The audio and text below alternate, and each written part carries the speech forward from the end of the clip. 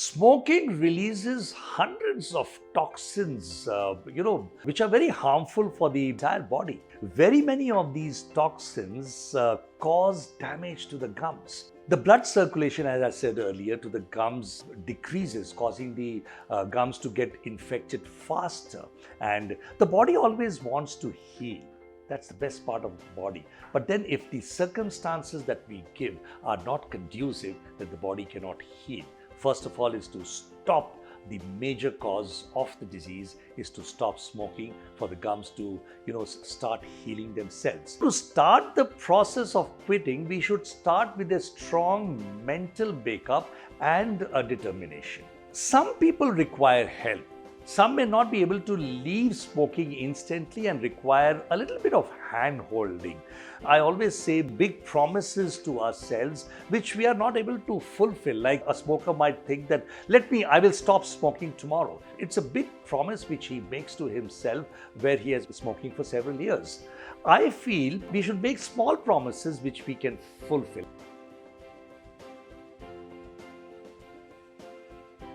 Hi. This is Dr. Sharma from Colonel's Dental Spa, Bangalore, India. Smoking releases hundreds of toxins, which are very harmful for the entire body. Very many of these toxins cause damage to the gums. The blood circulation, as I said earlier, to the gums decreases, causing the gums to get infected faster. And the body always wants to heal. That's the best part of the body. But then if the circumstances that we give are not conducive, then the body cannot heal. First of all is to stop the major cause of the disease is to stop smoking for the gums to, start healing themselves. And along with good oral hygiene regime will definitely improve the gum infection. Quitting smoking or any habit per se is a mental makeup and depends upon the patient's mental strength and overcoming the urge. Some people can quit smoking instantly, immediately. So to start the process of quitting, we should start with a strong mental makeup and a determination. Some people require help. Some may not be able to leave smoking instantly and require a little bit of hand-holding. I always say big promises to ourselves which we are not able to fulfill. Like a smoker might think that, I will stop smoking tomorrow. It's a big promise which he makes to himself where he has been smoking for several years. I feel we should make small promises which we can fulfill. Like a smoker can say that I will leave smoking for just one day. From day after, I will smoke again. That's a small promise which he can fulfill. So he does not smoke entirely for one day. That makes his determination a little stronger. And then subsequently, he makes a little larger promise. He says that, okay, if I can do it for one day, let's try for 2 days. He does not smoke for 2 days. And from the third day, he starts smoking. Slowly, this becomes a habit where he can rather cheat the brain rather than the brain overpowering the urge.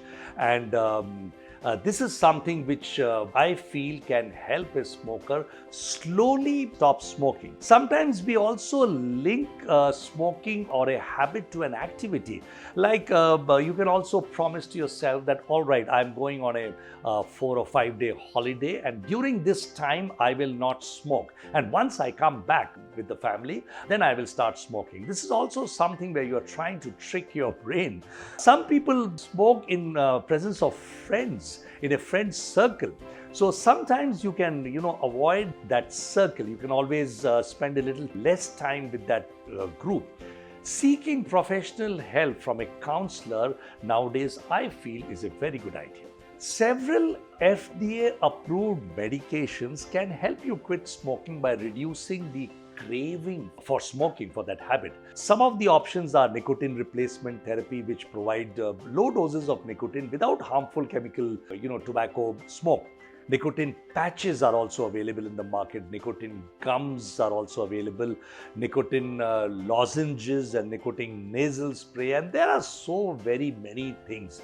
But again, it all is a distraction where you have to somehow make your mental makeup stronger. Prescribed medications like antidepressants can help you reduce the nicotine withdrawal symptoms, but always with with professional help and in consultation with a physician or a psychiatrist.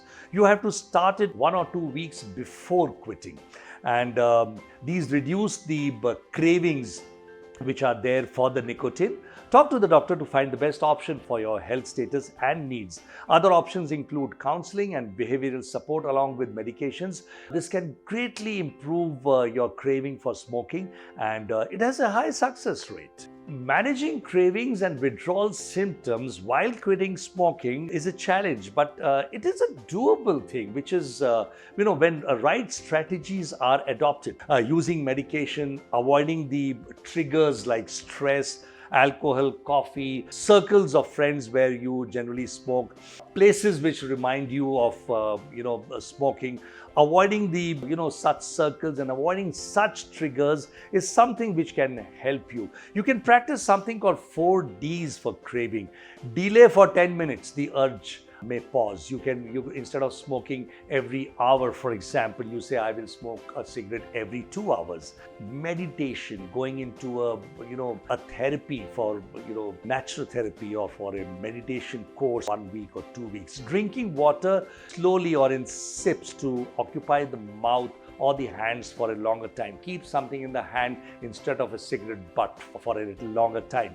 Do something to distract yourself along with a walk or distraction or hobby or some task where you are involved. Physical activity, quick walks releases dopamine. Swimming, mimicking somebody's some brain response to nicotine. Taking support of a friend who is a non-smoker who can always help you. Joining a support group. There are so many ways in which we can help. And finally, reward yourself if you have reduce the number of cigarettes per day. Set up a goal and treat yourself to reach those milestones. Money saved from cigarettes can fund the reward itself. Everything I feel in the world is, as I said, is cause and effect.